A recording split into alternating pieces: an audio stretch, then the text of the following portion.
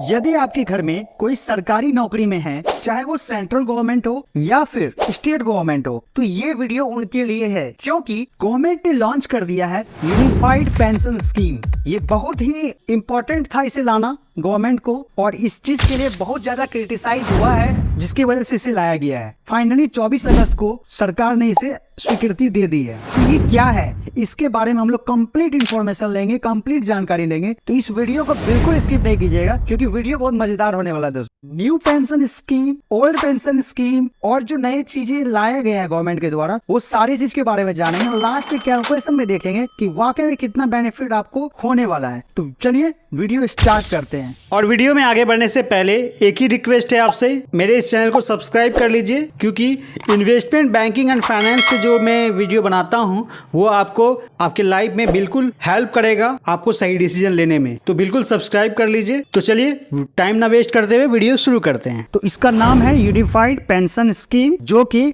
1 अप्रैल 2025 से एप्लीकेबल होना है। ये जो स्कीम है ना, ये अभी जो स्कीम चल रही है न्यू पेंशन स्कीम को, ये इसको रिप्लेस कर देगा 1 अप्रैल 2025 को। और इससे एप्लीकेबल होने के बाद लगभग 23 लाख जो सेंट्रल गवर्नमेंट के एम्प्लॉय हैं, उनको इसका बेनिफिट मिलने वाला है। और हर एक स्टेट के जो मुख्यमंत्री हैं, उनको भी यह बोला जा रहा है कि इसे आप एप्लीकेबल करें। और यदि स्टेट की गवर्नमेंट भी इसे एप्लीकेबल कर देती है, तो लगभग 90 लाख लोगों को इसका बेनिफिट मिलने वाला है। यदि आपने सर्विस की 25 साल दी है, तो आप एलिजिबल हो जाते हैं एश्योर्ड पेंशन के लिए, मतलब गारंटेड पेंशन, मतलब मिलना ही मिल रहा है पैसा। तो वो कितना मिलेगा, चलिए कैलकुलेशन पे आते हैं। तो आपका मान लीजिए कि आज आप रिटायर कर गए सपोज, ठीक है, और आज की जो डेट है वो है 1 अप्रैल 2025। तो आज जो आप रिटायर कर गए हैं, उससे पहले का जो 12 महीने का जो सैलरी है, जो भी है आपका, उस ड्रॉन सैलरी का 50% आप मान लेते हो सकता है 1 लाख रुपया उठा रहे हो सकता है 2 लाख रुपया उठा रहे हो मंथली। तो जो मंथली आप उठा रहे हैं ना, तो उसका आप 50% आप एलिजिबल हो जाते हैं गारंटेड पेंशन के लिए,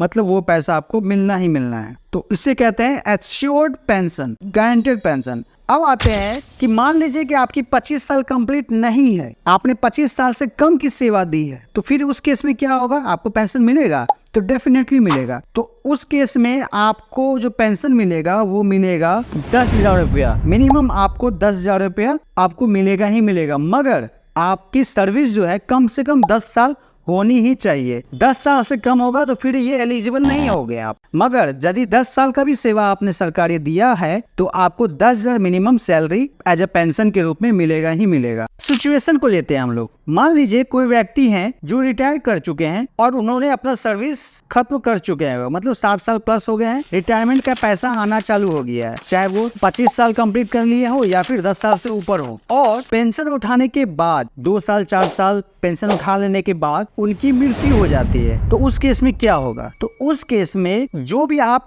पेंशन उठाते थे, उसका 60% पैसा आपकी फैमिली को दिया जाएगा। मान लीजिए कि आपका रिटायरमेंट होता है और आप 25 साल की सर्विस कंप्लीट करते हैं, और उस दौरान आपका 1 लाख रुपया सैलरी रहता है, और रिटायरमेंट के बाद आपको 50% मिलेगा, क्योंकि एश्योर्ड पेंशन में क्या है, 50% ऑफ लास्ट सैलरी। तो जो लास्ट सैलरी है उसका 50% आपको मिलना है। तो वो 50% मान लेते हैं आपकी 1 लाख रुपया सैलरी थी और आपको 50,000 रुपये पेंशन मिल रहा है, ठीक है, और उनकी मृत्यु हो जाती है, तो उनका 60%, उस 50,000 का 60% होगा 30,000 रुपया। वो 30,000 रुपया आपकी फैमिली को दिया जाएगा यदि रिटायर्ड एम्प्लॉय की मृत्यु हो जाती है तब भी। तो ये बहुत अच्छा स्टेप है गवर्नमेंट का, जो इसमें अटैच किया गया है। अब आते हैं इन्फ्लेशन इंडेक्सेशन। ये बहुत ही इंपॉर्टेंट है दोस्तों। इन्फ्लेशन, चूंकि आप जान रहे हैं अभी इन्फ्लेशन किस कदर छाया हुआ है हमारे भारत में, महंगाई बढ़ती ही जा रही है। तो ये इंडेक्सेशन का जो बेनिफिट है वो हमें मिलना ही चाहिए था, जो भी हमारे सरकारी एम्प्लॉय है उनको। अभी इंडेक्सेशन काम कैसे करेगा, तो चलिए देखते हैं। मान लेते हैं आपने सुना होगा डीए के बारे में, डेयरनेस अलाउंस के बारे में, उसी तरीके का सेम इसमें दिया गया, डेयरनेस रिलीफ बोला गया है। और इसमें क्या होगा कि जिस तरीके से उसमें टाइम टू टाइम पैसा बढ़ता रहता है डीए में, उसी तरह से डीआर में जो है ये भी आपका बढ़ता रहेगा, ठीक है, क्योंकि हर बार महंगाई एक ही जैसी नहीं रहेगी ना। अभी कोई रेट पे जितना सामान हम ला रहे हैं, हो सकता है अगले साल उससे थोड़ा कम लाए, और 10 साल के बाद हो सकता है उससे कम लाए। तो 10 साल पे महंगाई भी तो बहुत तेजी से बढ़ेगी ना। तो उस महंगाई के लिए ये डीआर, डेयरनेस रिलीफ जो है वो लाया गया है, जिससे बेनिफिट ये होगा कि आपको टाइम टू टाइम आपके पैसे जो है बढ़ते रहेंगे। मान लेते हैं कि आपने 50,000 रुपया पेंशन आप उठा रहे हैं, तो वो 52,000, 55,000, 56,000, 60,000 इस तरह से वो बढ़ता रहेगा, ताकि क्या है कि महंगाई का जो इम्पैक्ट है, महंगाई का जो प्रभाव है वो आप पे ना पड़े। तो ये बहुत ही इंपॉर्टेंट चीज है।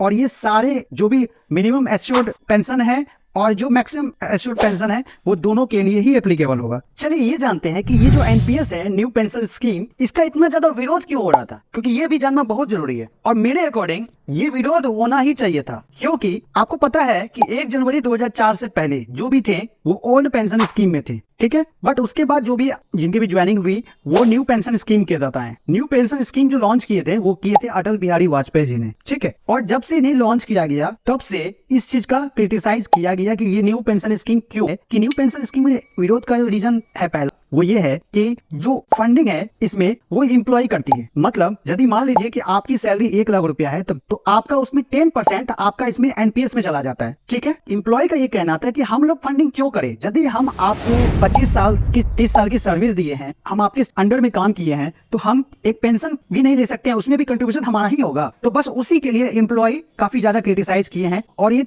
साल 2 साल ये नहीं चला है, ये काफी लंबे टाइम से ये चल रहा है। और ये जो आज इसे 24 अगस्त को ये लॉन्च किया गया है, ये लॉन्च होने से पहले भी कितनी सारी मीटिंग्स हुई है इस चीज के लिए कि आप इसे फिर से और पेंशन स्कीम को लाएं। क्योंकि आपको पता है आपने जो पैसा दिया, ठीक है, वो पैसा सेम अमाउंट गवर्नमेंट भी उसमें कंट्रीब्यूट करती है। यदि मान लीजिए कि आपका 1 लाख रुपए सैलरी है और अपना 10% आप इसमें कंट्रीब्यूट कर रहे हैं एनपीएस में, और सरकार भी 10% इसमें कंट्रीब्यूट करती है, जो कि अभी बढ़ गया है। पहले ये 10% था, गवर्नमेंट अब फिर 14% पे आई, और अभी एट प्रेजेंट जो है 18.5% पे गवर्नमेंट कंट्रीब्यूट कर रही है एनपीएस में। मगर एम्प्लॉय 10% कंट्रीब्यूट क्यों करे, वो सरकार से यही क्वेश्चन कर रही थी बार बार, वो एम्प्लॉय कंट्रीब्यूशन क्यों करे। तो ये जो अमाउंट था 10% और गवर्नमेंट का 10% दोनों मिलके जो कंट्रीब्यूट होता था वो क्या होता था, वो सारा कंट्रीब्यूशन हो जाता था कॉर्पोरेट में जो बहुत सारे कैपिटलिस्ट हैं, जैसे एसबीआई हो गए, आदित्य बिरला हो गए, टाटा हो गई, आईसीआईसीआई हो गई, ये सारे जो कंपनी के जो फंड मैनेजर है उसके पास ये अमाउंट जाता था। और ये अमाउंट वो मैनेज करते थे। पैसा आप पब्लिक का, पैसा एम्प्लॉय का मैनेज वो कर रहे हैं, ठीक है।